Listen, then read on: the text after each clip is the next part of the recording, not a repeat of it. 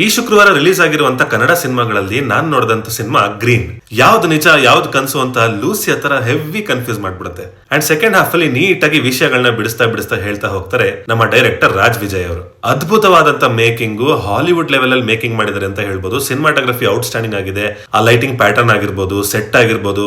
And Kannada ಸಿನಿಮಾಗಳಲ್ಲಿ ಈ ರೀತಿ ಕ್ವಾಲಿಟಿ ಮೇಕಿಂಗ್ ನೋಡಿ ನನಗಂತೂ ಖುಷಿ ಆಗ್ತಾ ಇದೆ. ಬದಲಾಗ್ತಿರುವಂತ ಮಿಸ್ಟೀರಿಯಸ್ ಕಾಡೊಳಗಡೆ ಮೊಟ್ಟೆಗಳು, ಮೊಟ್ಟೆ ಒಳಗಡೆಯಿಂದ ಬರುವಂತ ರಾಕ್ಷಸ.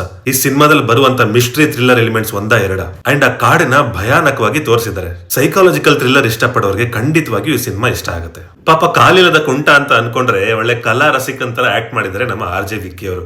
ಹಾಗೆ ಗೋಪಾಲ್ ಕೃಷ್ಣ ದೇಶಪಾಂಡೆ ಅವ್ರದ್ದು ಆಕ್ಟಿಂಗ್ ಬಗ್ಗೆ ಏನು ಹೇಳೋದಿಲ್ಲ, ನಿಮ್ಗೆ ಗೊತ್ತು, ತುಂಬಾ ಚೆನ್ನಾಗಿ ಮಾಡಿದ್ದಾರೆ. ಅಂಡ್ ಈ ಸಿನಿಮಾದಲ್ಲೂ ತುಂಬಾ ವರ್ಕ್ ಆಗಿದೆ ಕೂಡ. ಬಾಲಾಜಿ ಮನೋಹರ್ ಅವರ ಸ್ಕ್ರೀನ್ ಪ್ರೆಸೆನ್ಸ್ ತುಂಬಾ ಚೆನ್ನಾಗಿದೆ. ಅಂಡ್ ಈ ಸಿನಿಮಾಗೆ ಒಂದು ತೂಕ ಕೊಟ್ಟಿದೆ ಅಂತ ಹೇಳ್ಬೋದು. ಈ ಸಿನಿಮಾದಲ್ಲಿ CGI VFX ಆಗಿರ್ಬೋದು ಅಥವಾ AI ಆಗಿರ್ಬೋದು ತುಂಬಾ ಚೆನ್ನಾಗಿ ಬಳಸ್ಕೊಂಡಿದ್ದಾರೆ ಟೆಕ್ನಾಲಜಿನ. ಅಂಡ್ ಇಡೀ ಪ್ರೊಡಕ್ಷನ್ ಟೀಮ್ಗೆ ಹ್ಯಾಟ್ಸ್ ಆಫ್ ಹೇಳಕ್ ಇಷ್ಟಪಡ್ತೀನಿ. ವಿಜುವಲ್ಸ್ ಹೇಗೆ ನಮ್ಗೆ ಒಳ್ಳೆ ಎಕ್ಸ್ಪೀರಿಯನ್ಸ್ ಕೊಡುತ್ತೋ ಅದೇ ರೀತಿ ಪರ್ಫೆಕ್ಟ್ ಸಿಂಕ್ ಅಲ್ಲಿ ತುಂಬಾ ಚೆನ್ನಾಗಿ ಮ್ಯೂಸಿಕ್ ಅನ್ನ ಕೊಟ್ಟಿದ್ದಾರೆ. ಪ್ರತಿ ಸೆಕೆಂಡ್ ಕೂಡ ಸಿನಿಮಾ ನಿಮ್ಗೆ ನೋಡ್ಸ್ಕೊಂಡು ಹೋಗುತ್ತೆ. ಆ ರೀತಿ ಇದೆ ಇದು ಸೀಟ್ ಎಡ್ಜ್ ಸೈಕಾಲಜಿಕಲ್ ಥ್ರಿಲ್ಲರ್. ಕೊನೆವರೆಗೂ ಇದು ಏನು ಅಂತ ನಿಮ್ಗೆ ಅರ್ಥ ಆಗಲ್ಲ. ಕೊನೆನಲ್ಲಿ ರಿವೀಲ್ ಆದಾಗ ವಾವ್ ಅನ್ನೋ ತರ ಒಂದು ಫೀಲ್ ಬರುತ್ತೆ. ಅಂಡ್ ಇದು ಥಿಯೇಟರ್ ಅಲ್ಲಿ ಎಕ್ಸ್ಪೀರಿಯನ್ಸ್ ಮಾಡಬೇಕಾಗಿರುವಂತ cinema because of its quality making. ಈ ಸಿನಿಮಾದ ಟ್ಯಾಗ್ಲೈನ್ ಉಪೇಂದ್ರ ಅವ್ರ ತರ ಬುದ್ಧಿವಂತರಿಗೆ ಮಾತ್ರ ಅಂತ ಇಡಬೇಕಿತ್ತು ನಾವು. ಯಾಕೆ ಅಂದ್ರೆ ಪ್ರತಿಯೊಂದು ಎಲಿಮೆಂಟ್ ಹಿಂದೆನೂ ಒಂದೊಂದು ರಹಸ್ಯ ಇದೆ, ಒಂದೊಂದು ಮೆಸೇಜ್ ಇದೆ.